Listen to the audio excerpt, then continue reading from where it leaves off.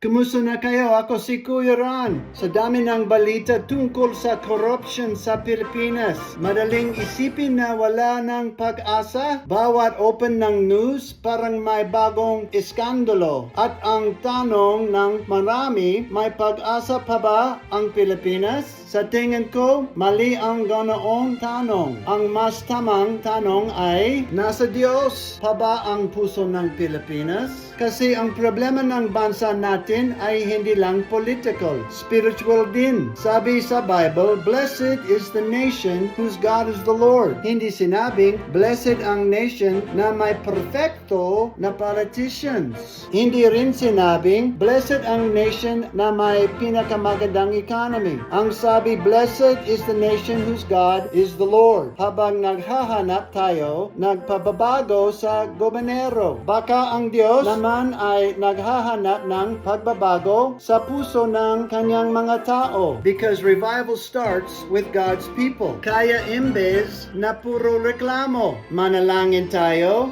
mamuhay tayo ng may integridad at maging liwanag tayo sa bansang ito. At tandaan natin ito. Hindi tao ang huling may kontrol sa bansang ito. Ang Diyos ang nagtatatag at nag-aalis ng mga pinuno. At ang puso ng hari ay nasa kamay ng Panginoon. Kung kaya niyang baguhin ang puso ng isang hari, kaya rin niyang baguhin ang puso ng sinumang lider. Kaya bago tayo mawalan ng pag-asa sa Pilipinas, lumuhod muna tayo sa panalangin. Dahil ang tunay na pag-asa ng Pilipinas ay hindi nasa Malacanang, nasa Diyos. Kung gusto natin makita ang pagbabago sa bansa, bumalik tayo sa Panginoon. Dapat tayong magsisi sa ating mga kasalanan. Baguhin ang inyong kaisipan sapagkat ang kaharian ng Diyos ay naririto na.